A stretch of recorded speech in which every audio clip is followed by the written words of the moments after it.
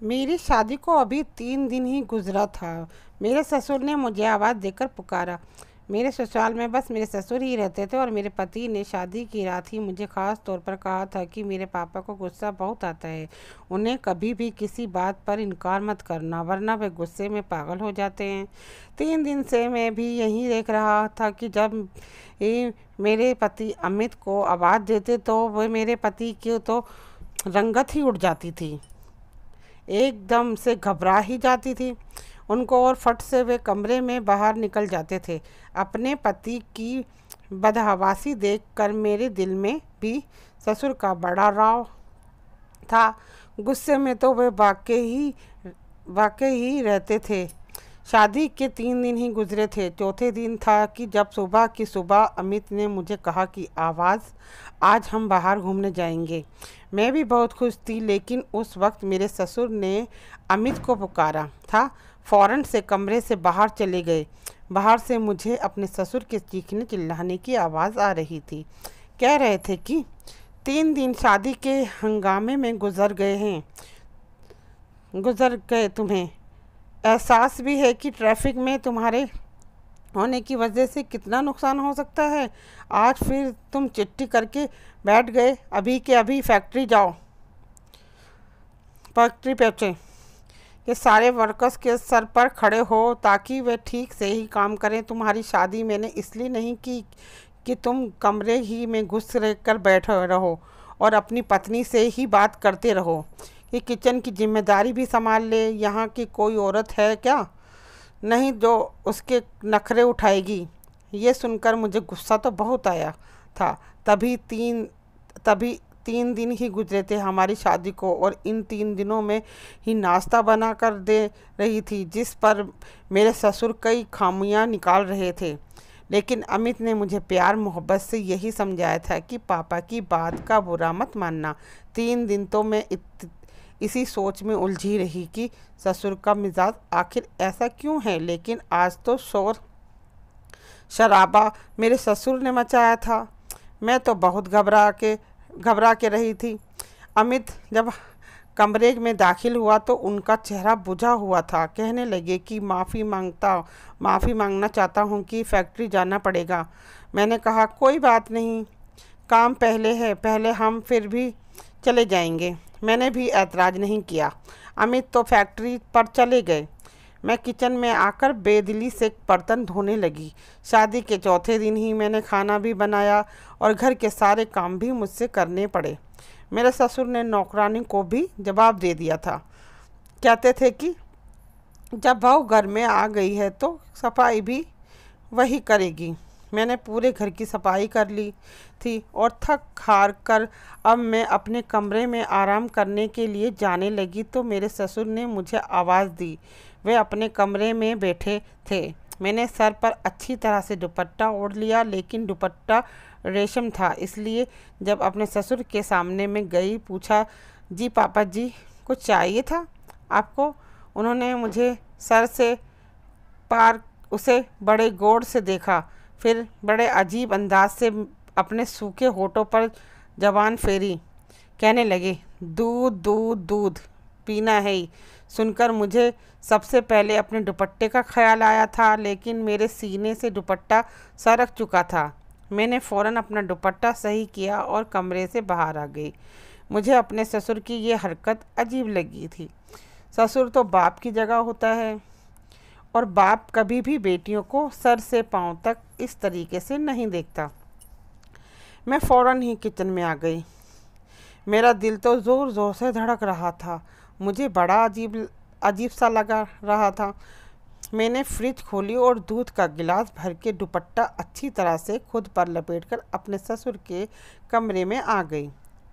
Side table पर दूध का गिलास रख दिया। इससे पहले कि मैं कमरे से बाहर जाती, मुझसे ससुर कहने लगे कि थोड़ी देर मेरे पास बैठा करो, बात कर लिया करो। घर में अब तुम्हारे अलावा तो कोई होता नहीं है और मैं बड़े दिनों से अकेला था और अकेला ही बैठकर बोर हो जाता था।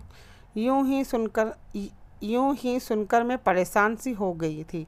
मेरे ससुर के कमरे में सिर्फ एक बेड था, अलमारी थी, बैठने के लिए अलग से कोई कुर्सी नहीं थी, इसलिए मुझे मजबूरन ही बेड के किनारे पर ही बैठना पड़ा। वह मुझसे इधर उधर की बातें करने लगे, लेकिन जैसे ही उन्होंने दूध का गिलास पकड़कर मुंह लगाया तो फौरन उसे पीछे हटा लिया। कहने लगे, इतना ठंडा दूध, ये मैं नहीं पी सकता, मुझे तो गरम गरम दूध पसंद है। ये कहते हुए फिर उनकी नज़रें मेरे चेहरे से होते हुए मेरे पूरे बदन पर सफ़र करने लगी। उनकी नज़रों में जाने ऐसा क्या था कि मैं उलझन का शिकार होने लगी थी। मेरे हाथों में पसीने से उतरने लगे थे, चेहरे पर पसीने के कतरे साफ दिखाई देने लगे थे। कहने लग जाओ, ना सिर्फ गरम करके ला दो, मुझे इसका गिलास पकड़कर खड़ी हो गई। वैसे तो 3 दिन से मेरे ससुर बड़े ही गुस्से में बात कर रहे थे जब अमित घर में होता था, लेकिन आज तो उनका लिहाजा बड़ा ही धीमा था। लग ही नहीं रहा था कि ये मेरे ससुर हैं जो 3 दिन से अमित को चिल्ला चिल्ला कर बुला रहे थे और गुस्से से अमित से बातें कर रहे थे, डांट रहे थे। मैंने दूध को पतीली में डालकर ज़रा सा गर्म किया, फिर गिलास में डालकर अपने ससुर के पास ले गई। जैसे ही मैंने गिलास उनके आगे बढ़ाया, उन्होंने गिलास के साथ मेरा हाथ भी थाम लिया। मुझे तो ऐसा पूरे बदन में करंट सा लग गया था। फ़ौरन घबराकर हाथ पीछे करना चाहा तो उन्होंने मेरा हाथ छोड़ा दिया। कमरे से बाहर जाने लगी तो कहने लगे, अरे बाहर जा रही है, ये यहाँ बैठ जा, मेरे पास मुझसे बातें किया करो। ये तन्हाई का सांप तो मुझे अब भी ज़्यादा डसने लगा है। ये कहकर ससुर ने ठंडी आहें भरी। मुझे अब भी ज़्यादा अजीब सा लग रहा था। मुझे तो उनकी बातें सुनकर अजीब सा महसूस होने लगा था। फिर कहने लगे, शादी के अगले दिन जो लाल रंग का फैंसी ड्रेस पहना था ना, बड़ा जच रहा था तुम पर, आज शाम वही पहन लेना। ये सुनकर भी मुझे बुरा लगा था। वह फरमाइश तो अमित को मुझे करनी चाहिए थी, ना कि मेरे ससुर को। अब तो मेरे ससुर ने रोज़ का तमाशा ही पकड़ लिया था। जब अमित फैक्ट्री जाता, मेरा ससुर मुझे अपने कमरे में बुला लेता, मुझे अजीब नज़रों से देखता, बार बार अपने सूखे होठों पर ज़बान फेरने लगता, फिर कहता, मुझे दूध पीना है, मुझे दूध गर्म करके दो। मैं दूध का गिलास देकर जाने लगी तो मेरा हाथ पकड़ लेता, कहता, मेरे पास बैठकर मुझसे बातें किया करो। भला क्या बातें कर सकती थी मैं? काम के बहाने बनाकर निकालने लगती कि मुझे खाना बनाना है, बर्तन धोने हैं। असल में मुझे ये सब अच्छा नहीं लगता था। अब मेरा दिल बेचैन सा होने लगा था। सोच रही थी मुझे अमित से बात करनी चाहिए, लेकिन कैसे करती? वह तो अपने बाप के सामने कांपता था, एक शब्द नहीं बोलता था, सर झुकाए जी पापा जी कहता रहता था। एक दिन मैं किचन का सारा काम कर रही थी कि मेरा ससुर अचानक से किचन में आ गया। मुझे पीछे से पकड़ लिया, झट से टेबल से लगा दिया और पीछे से ही मेरी और फिर जो कुछ मेरे साथ किया, मैं अपनी इज्जत बचाकर अपने कमरे में चली गई। अपने कमरे का दरवाज़ा भी बंद कर दिया, कुंडी लगा दी, बेड पर बैठ गई। बेचैनी मुझ पर बुरी तरह से सवार हो गई। पूरा वजूद कांप रहा था। मैं सोच भी नहीं सकती थी कि मेरा ससुर मेरे साथ ऐसा भी कर सकता है, ऐसी हरकत कर सकता है। मेरी आंखों में आंसू बहने लगे थे। मैं सोच चुकी थी कि अमित से बात करूंगी। मैंने पूरा दिन कोई काम नहीं किया था, अपने आप को कमरे में बंद कर चुकी थी। कई बार मेरा ससुर मेरे कमरे का दरवाज़ा खटखटा चुका था कि उसे भूख लगी है, मैं उसे खाना दूं, लेकिन मैंने उसे कुछ नहीं दिया। मेरी जगह कोई भी होता तो यही सब कुछ करती जो कि मैंने किया था। रात को मेरा दरवाज़ा ज़ोर से खटखटाया गया था। अमित ने कहने लगे, रवीना दरवाज़ा खोलो। ये क्या बदतमीज़ी है? क्यों तुम सुबह से दरवाज़ा बंद किए कमरे में बैठी हो?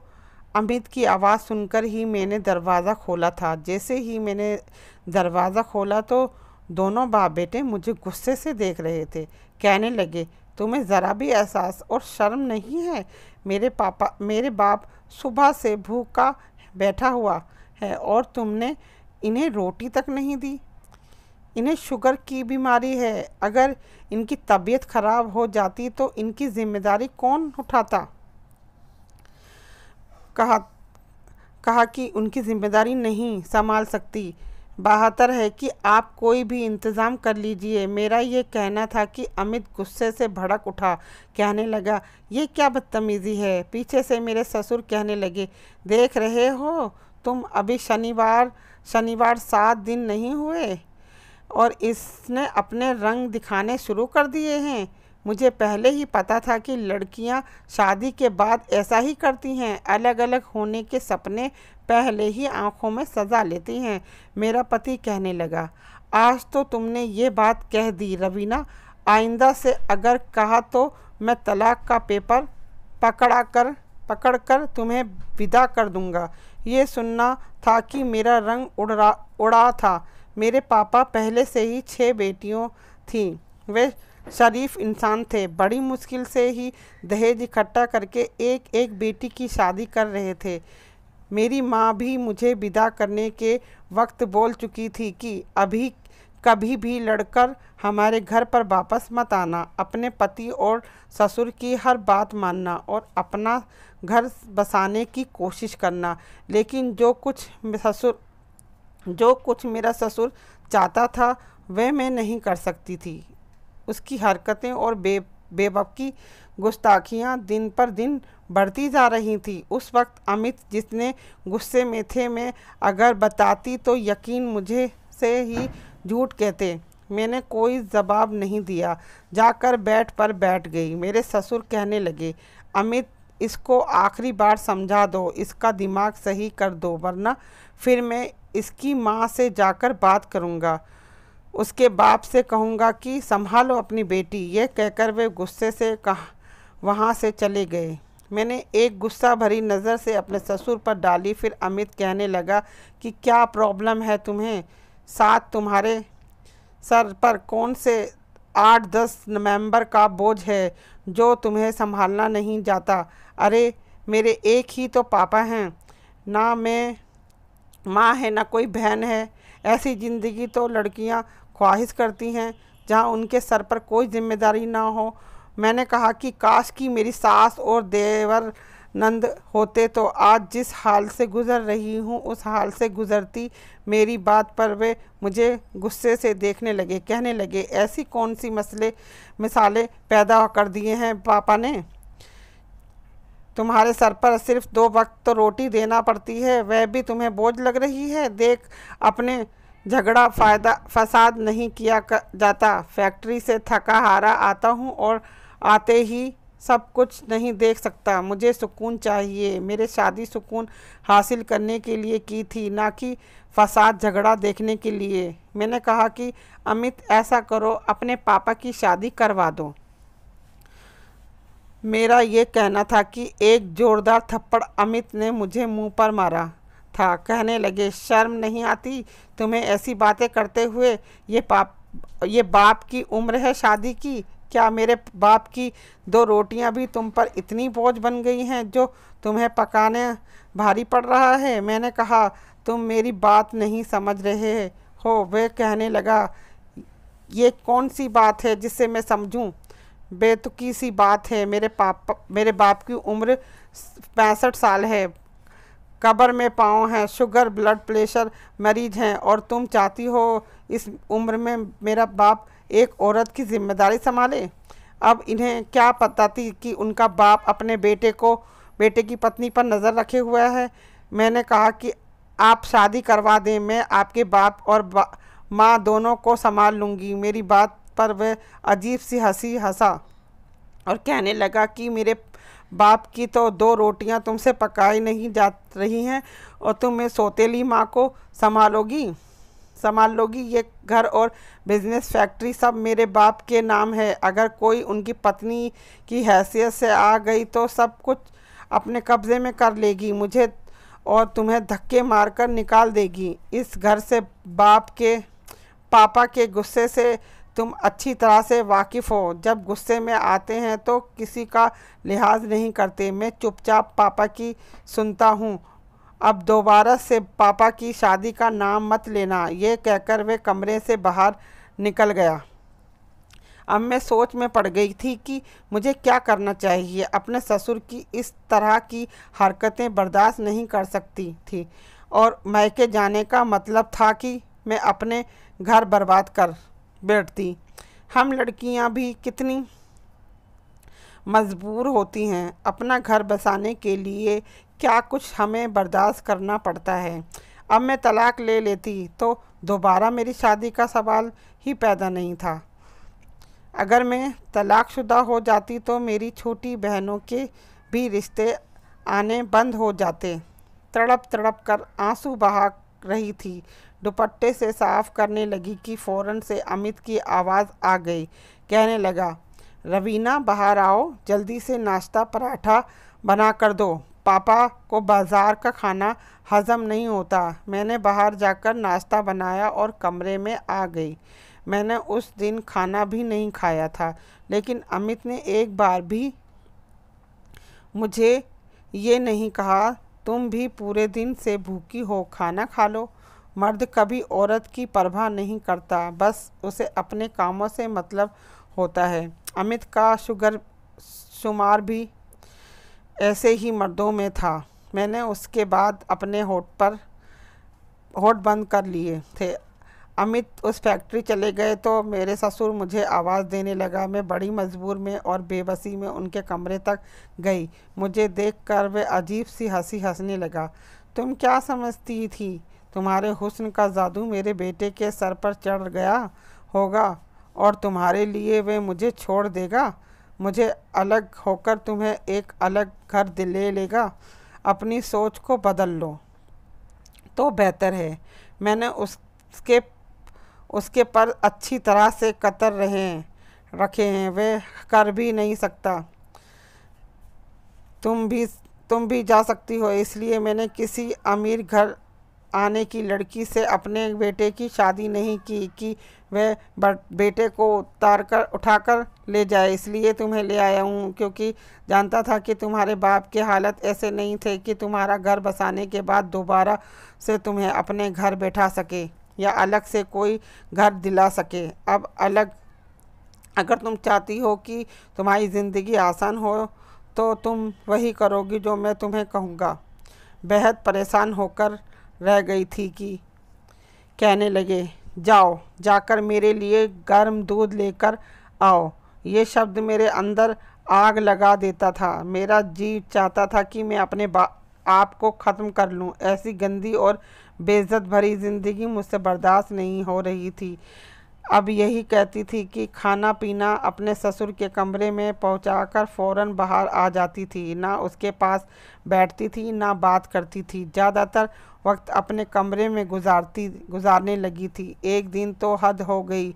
मेरे ससुर ने अमित का भी लिहाज नहीं किया। रात को खाना खा रहे थे। मैंने अपने ससुर की फरमाइश पर बिरयानी बनाई थी। बिरयानी बनी भी बहुत अच्छी थी। खाना खाते हुए कहने लगे, आज तो बहू ने मेरा दिल खुश कर दिया, बहुत मज़े का खाना बनाया है। अमित ये सुनकर मुस्कुराने लगा, मुझे गर्व भरी निगाहों से देखने लगा, लेकिन मुझे ज़रा भी खुशी नहीं हुई थी।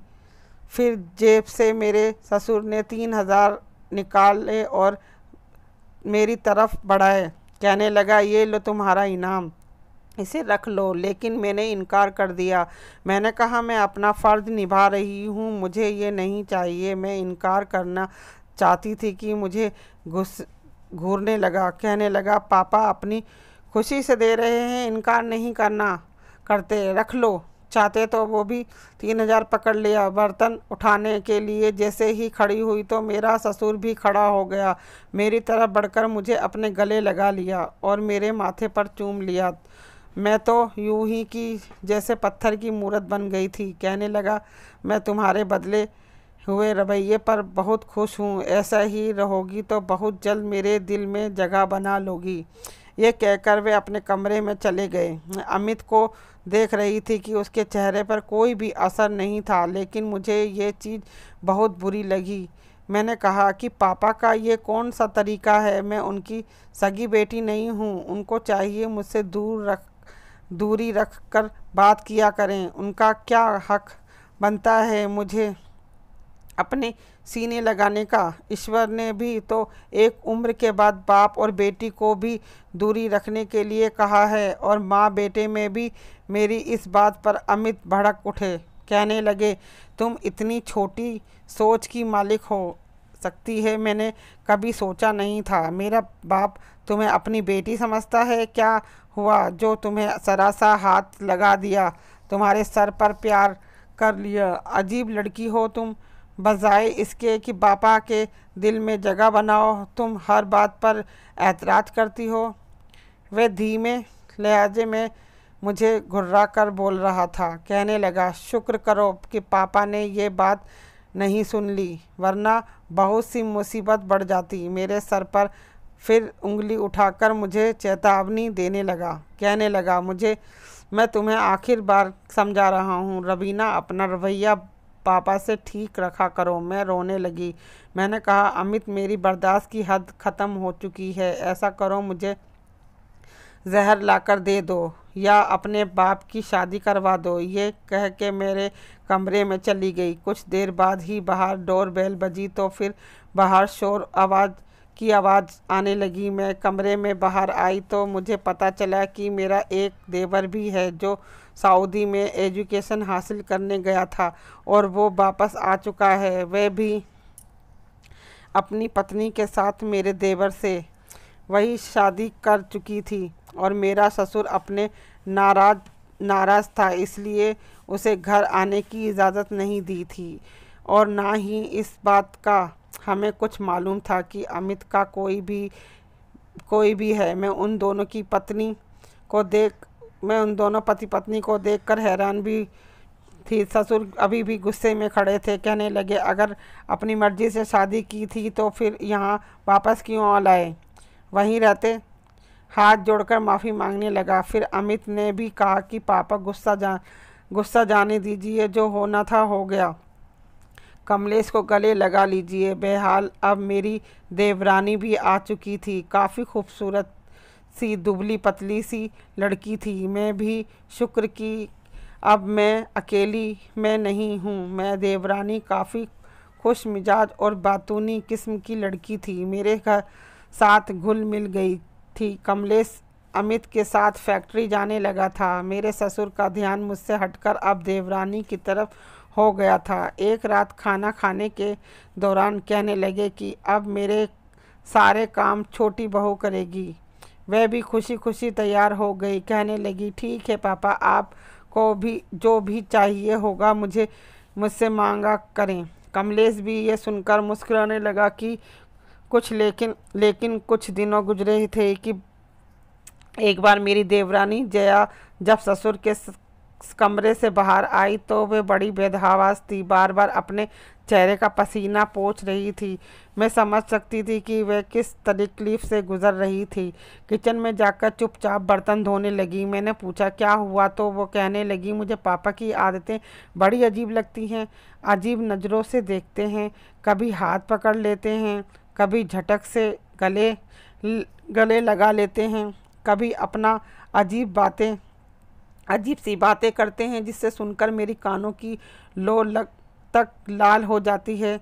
कहने लगी, मैं तो कमलेश से बात करूँगी तो कहते थे कि आपके पापा बहुत अच्छे हैं, लेकिन ये तो बात बात पर मुझे अपने करीब करते हैं, मुझे अपने पास लेने की कोशिश करते हैं। मुझे ये सब कुछ अच्छा नहीं लगता है। मैंने कहा कि ये दोनों भाई कभी भी अपने बाप की बात नहीं टालेंगे। मैं भी इस तकलीफ़ से गुज़र रही थी, लेकिन अमित ने भी मेरी कभी नहीं सुनी। वे कहने लगी, लेकिन मैं तो कमलेश से साफ कह दूंगी, अगर पापा से ये रवैया रखा तो मैं उसे कहूँगी कि अलग घर ले ले। वही झगड़ा अभी फिर शुरू होगा। जो कि मेरे और अमित के बीच हो रहा था। कमलेश कहने लगा कि मैं तुम्हारे साथ 2 साल बाहर देश अकेले ही रह चुका हूँ। अब मेरे घर तुम क्या आई हो? 4 दिन पापा को रोटी क्या बना कर दे दी पड़ी, तुम एक नया ड्रामा शुरू कर दिया है। वही बहस हुई कि जो अमित के मेरे साथ हुई थी। जया डाइवोर्स मांगने की थी कि रात अमित जब कमरे में आया तो कॉफ़ी चुप चुप सा था कि अमित कभी भी अपनी होंगे की हालत। शिकायत मुझे पापा से थी कि आज जया को भी है। इसका मतलब कहीं ना कहीं पापा भी गलत हैं। मैं तो अपने आप को सच कह रही थी कि इनकी पत्नी की ज़रूरत है। बेशक उनकी उम्र 65 साल की है। आपको तो चाहिए था कि अपनी मम्मी की मृत्यु के कुछ साल बाद ही उनकी शादी करवा देते, ताकि वो हमें सच में बेटियां ही समझते। मेरी बात शायद अब अमित के अक्ल में आ गई थी। बार उन्होंने पापा से दूसरी शादी के लिए कहा तो पहले तो वे नाराज हुए हुए कहने लगे, मैं इस उम्र में शादी करूंगा? क्या तुम लोगों का दिमाग खराब हो रहा है? अमित ने कहा कि विधवा औरत के अगर आप सहारा देंगे तो हम इसमें कोई हर्ज की बात नहीं है। ना ही औरत भी 40-45 साल की है और भाइयों के रहमो करम पर पड़ी मुश्किल की ज़िंदगी गुजार रही है। पहले तो पापा ने नखरे दिखाए, लेकिन फिर 2-4 दिन बाद खुद ही कहने लगे कि ठीक है, मैं उससे शादी कर लेता हूँ। कुछ दिन में ही उससे मेरे ससुर का शादी हो गई और इससे ये फ़र्क पड़ा कि घर का माहौल काफ़ी हद तक बेहतर हो चुका था। अमित अब मुझसे खुद कहते थे कि तुमने ठीक कहा था, पापा को एक पत्नी की ही ज़रूरत थी। मेरी नई सास ससुर का बहुत ख्याल रखती थी। अब मेरे ससुर की नज़रें हम पर बेबसी नहीं उठती थी। हमारे समाज में ये चीज़ भी बहुत आम हो गई है कि अगर बाप की उम्र ज़्यादा हो जाए तो औलाद उन्हें दूसरी शादी नहीं करने देते, और जिसकी वजह से ऐसी मुश्किलात का सामना करने वाली बहू को करना पड़ता है, जैसे कि मुझे और जया को करना पड़ा। धन्यवाद।